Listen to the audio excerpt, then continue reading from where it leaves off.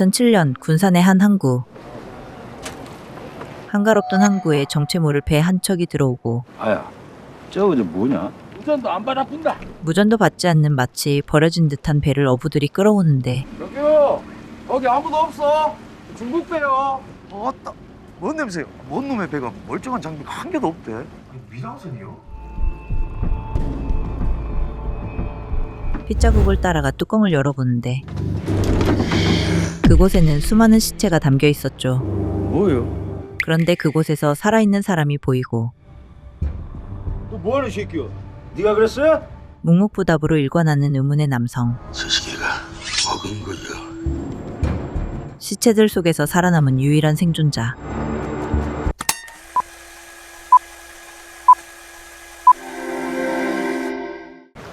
그로부터 10여 년이 흐른 2018년 강릉의 바닷가. 바라봐! 날아간다! 막 바라보고! 잠들이 눈방을 들여간다! 화끈한 프로포즈가 한창이었죠. 목소리가 너무 작아! 보라봐! 야, 내리! 야, 너무 좋다! 형님, 가보셔야겠는데요. 즐거운 시간을 보내던 현근에게 뜻밖의 보고가 올라옵니다. 관리 중이던 사업장에서 불법 약물 파티가 이루어졌다는 제보 때문이었는데 딘 보이나? 뭐이긴 뭐이나 이 새끼가. 현근이 약에 취한 남자들을 정리하던 그때 업소 관리자 충섭이 연락을 받고 현장에 도착합니다. 야! 여차! 그 아무리 그래도 이래 갑자기 치고 들어오면 어떻게? 약 팔았잖아. 그거 안 되는 건 모르나? 나도 몰랐다뇨? 그게 말이 되나? 아들이라면 네 잘못이지. 그리고 경찰이 친다는데 그럼 가만히 보고 있나? 우리 안에서 끝내는 게 낫지. 길석이 여가 속이 깊어. 속이 깊긴 씨. 야, 대장님 오신다. 이 소식을 들은 강릉 조직의 보스 오 회장이 등장합니다. 니네 사이에 그 불화가 있다고 약 파는 니도 잘못했고 그렇다고 가서 까는 니도 잘못했어. 경포, 예. 니 앞으로 한 번만 더 강릉바닥에서 약분다리 보이잖아. 니 쌍판댁에 구멍 난디. 예, 알겠습니다.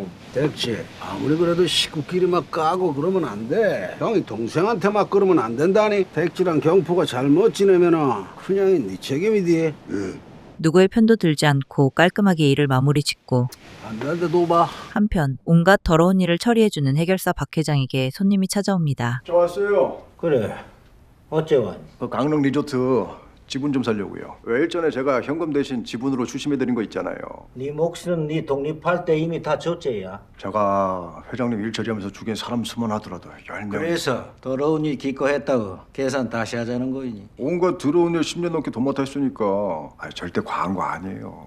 민석은 대놓고 검은 속내를 드러내며 박 회장의 심기를 건드리는데 그래 네 먹고 살았지. 어깨 쫙 펴고 아무것도 없던 새끼가. 박 회장은 민석의 자존심을 짓밟으며 명확한 거절의 뜻을 보냈고 그런 회장의 태도에 민석은 결국 대화로 뭐가 해결되는 거 본 적이 없거든요. 이 개대가리 같은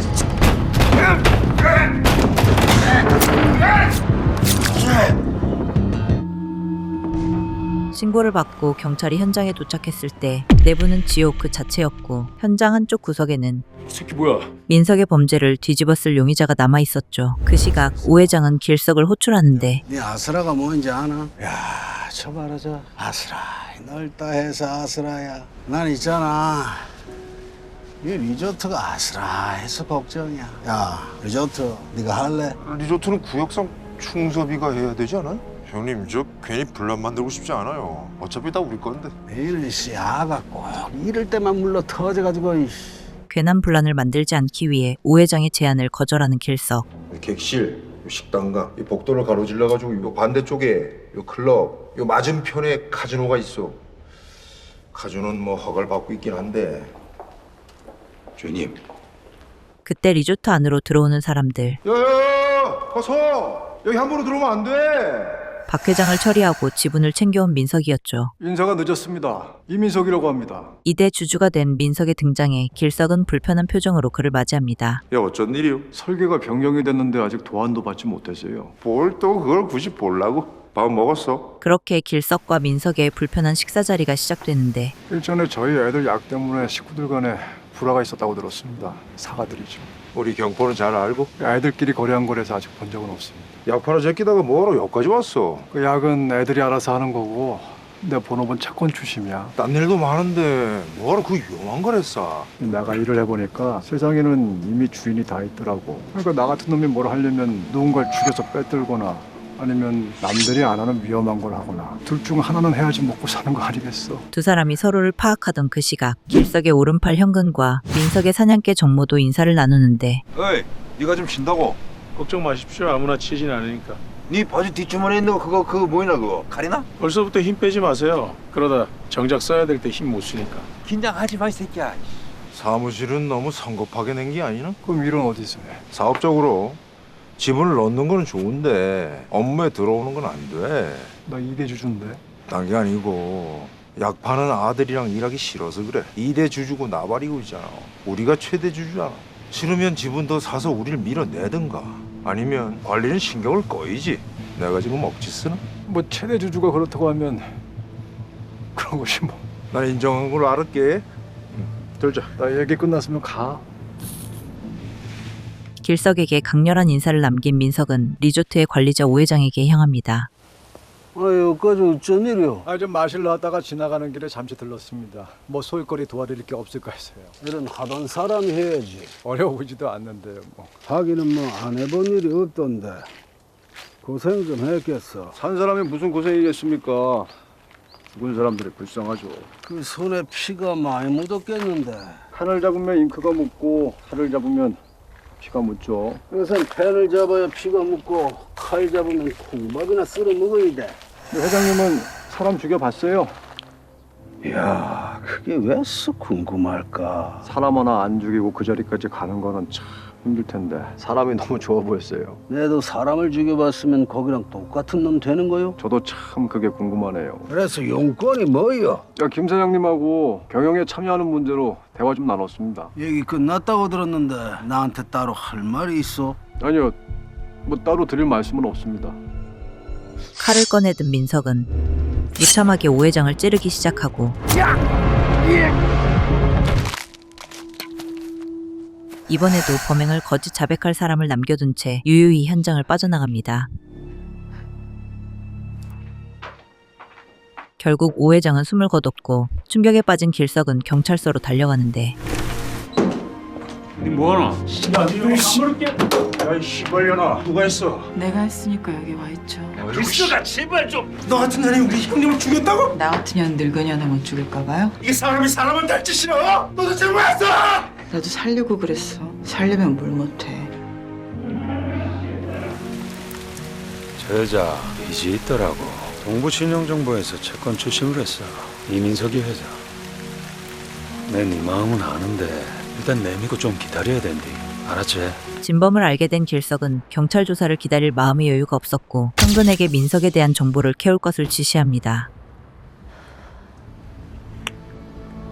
현근의 명령으로 민석의 수하들을 치러 가던 그 시각 서장의 호출을 받은 길석은 어느 음식점으로 향하는데 김 사장이 왔나? 야, 인사해. 청성기획 신 사장. 청성기획이요? 그 이민석이한테 까인데 거 말하는 거요? 우리 김 사장 성격 급하시네. 그러니 빨리 하시죠.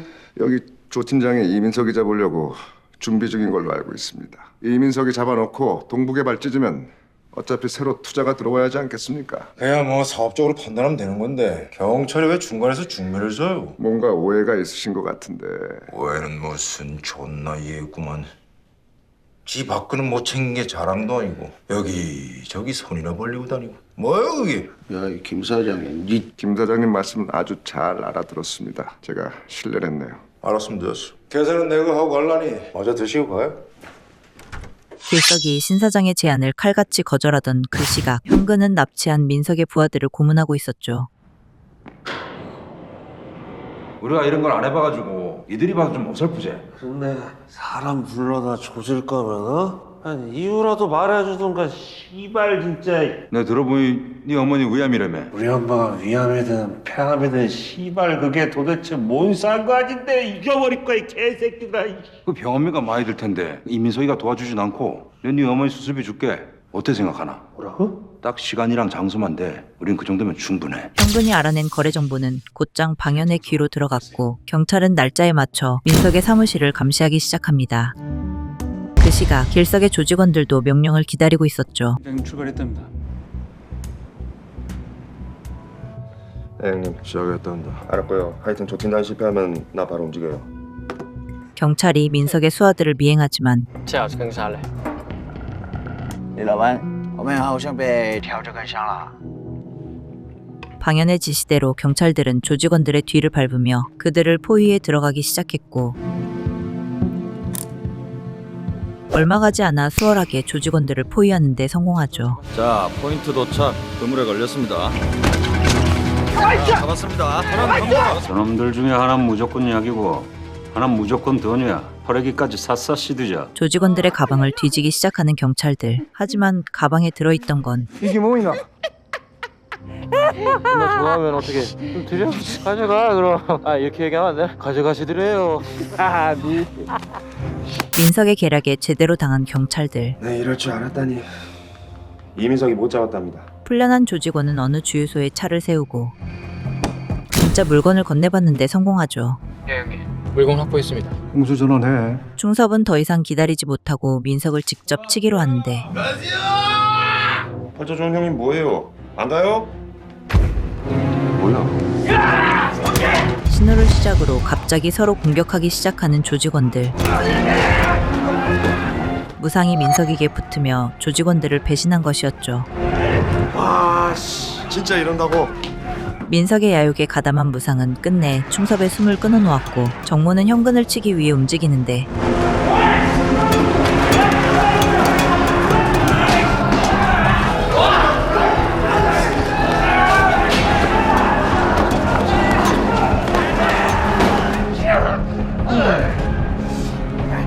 그러니까 센 척하지 마.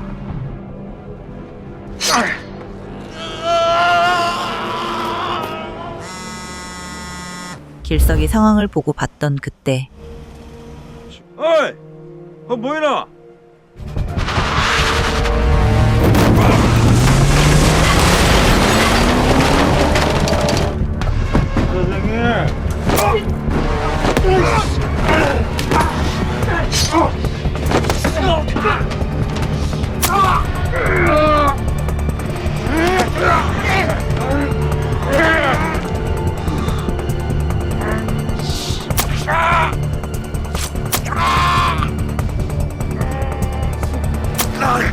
민석의 수하들에 의해 모든 조직원들이 정리당하며 하루아침에 강릉의 주인이 바뀌게 됩니다.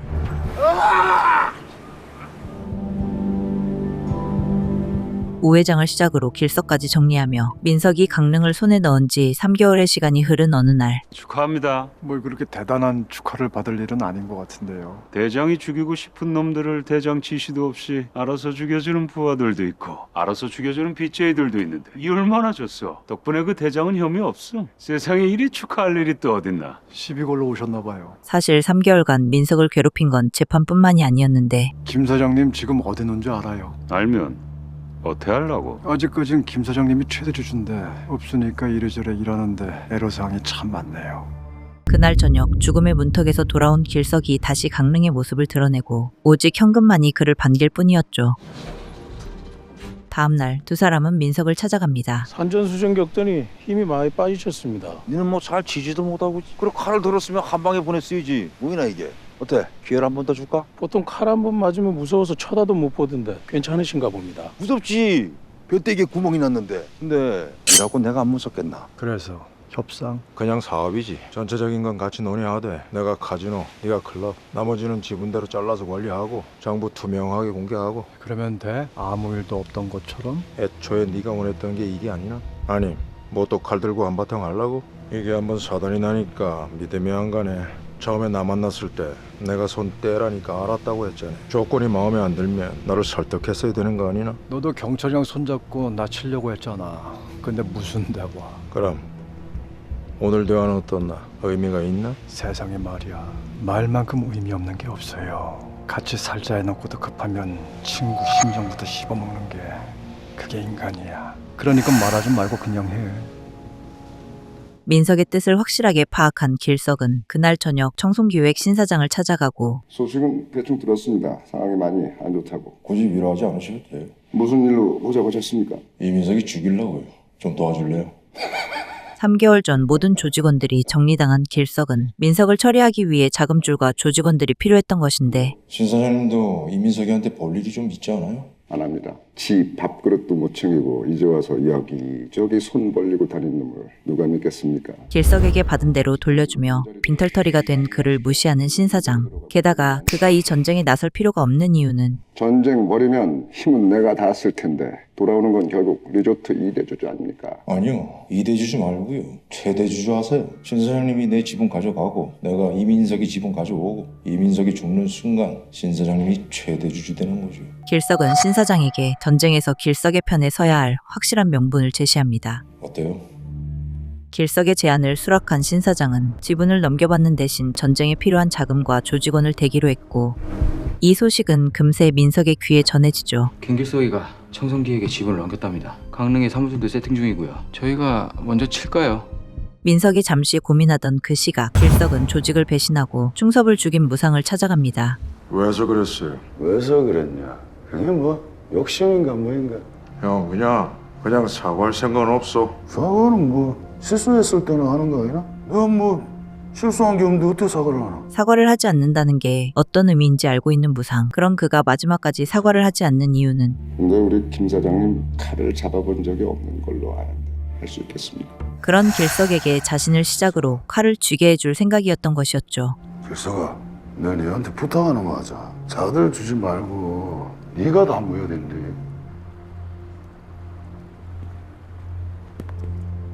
저도 사과는 안 하겠습니다. 그 시각 민석의 수하들은 길석을 먼저 치기 위해 움직이고 있었고 건물 내부로 들어서던 바로 그때 민석의 움직임을 예상한 현근이 먼저 와 기다리고 있었죠.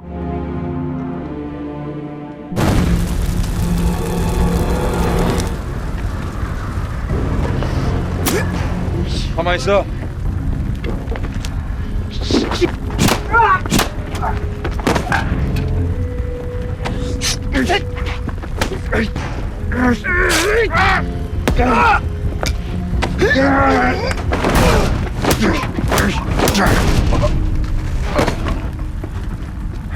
생각보다 정이 빠르십니다. 그렇게 왜서 여길 지옥으로 만드나? 누가 뭘 만들어 시대가 그런 거지. 사람은 그냥 따라가는 거고. 우리도 따라왔잖아.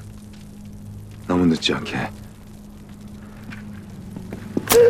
현근이 피비린내 나는 이권 싸움에 적응해가고 있을 때 신 사장에게 걸려오는 전화. 형님. 실수 없이 이민석이 죽는 순간 김길석이도 죽는 거다. 민석의 측근과 거래를 마친 신 사장은 길석을 2대 주주로 남겨둘 생각이 없었고 그런 두 사람을 지켜보고 있던 누군가.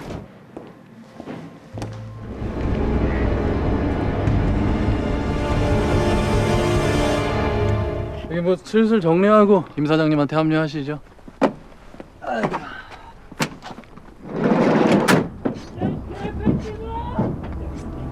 길석과 현근은 더 이상 이들의 수에 놀아나지 않았고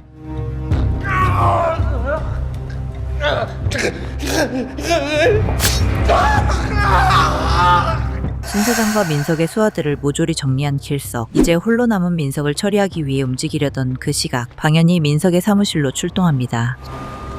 이민석 살인 교사 마약류 관리 위반으로 체포한다. 무슨 근거로 영장을 받았대? 체포해. 증거불충분으로 풀려날 걸 뻔히 알면서도 방연이 길석을 체포한 이유는 날 잡아두면은 김길석이가 사람 죽이는 걸 막고 잠시 이 상황을 진정시킬 수는 있겠네. 근데 말이야, 어차피 또 전쟁은 벌어질 거야. 방연이 민석을 연행하던 그때 길석이 두 사람의 앞길을 막아서는데 뭐 하는 짓이냐? 니는 뭐 하는데? 업무집행 중이지. 영장이 나온 적이 없다던데. 니 그 영장 가라 아니나? 네 여서 더 가면 이제 와서 멈춘다고 뭐가 달라지나? 방연은 길석이 살인하는 걸 막기 위해 가짜 영장으로 민석을 체포한 것이었죠.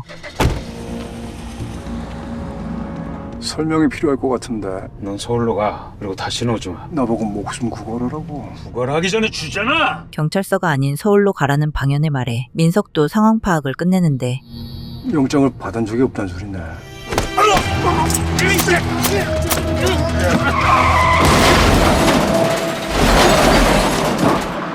경찰을 모두 처리하고 차에서 태연하게 걸어 나오는 민석.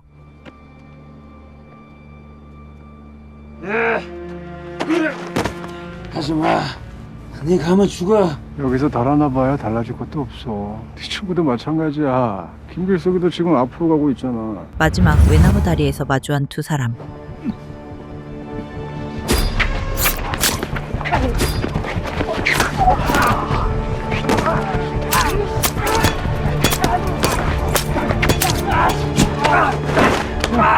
민석은 조직원들을 하나하나 처리하며 한 걸음씩 길석과 거리를 좁혔고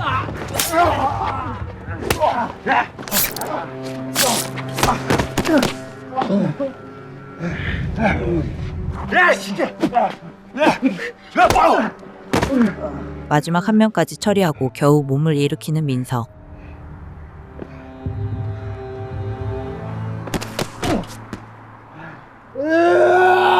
이제 단 한 걸음도 옮길 힘이 남아있지 않은 민석에게 길석이 다가갑니다.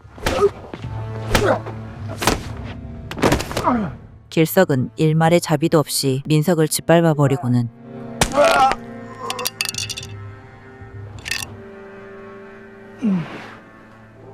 억울하나? 닌 억울하면 안 돼. 억울하긴 내가 나 이렇게 죽을 건 몰랐을까. 이봐 김길석이, 내가 너랑 다른 종류의 사람 같지? 지금 내 모습 똑똑히 기억해. 너도 곧 이렇게 죽게 될 거니까. 민석의 말을 부인하지 않은 길석은 손에 들려있는 칼을 굳게 움켜쥐기 시작하더니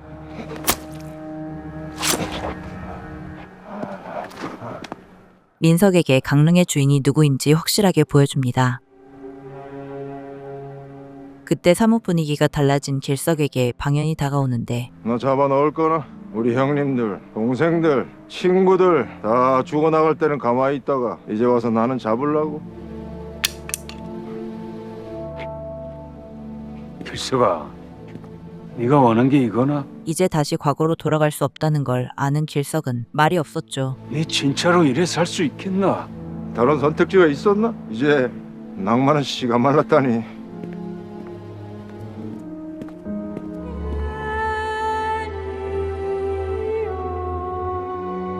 동료들이 없는 리조트에 홀로 앉아있는 길석의 모습을 비추며 영화가 끝납니다.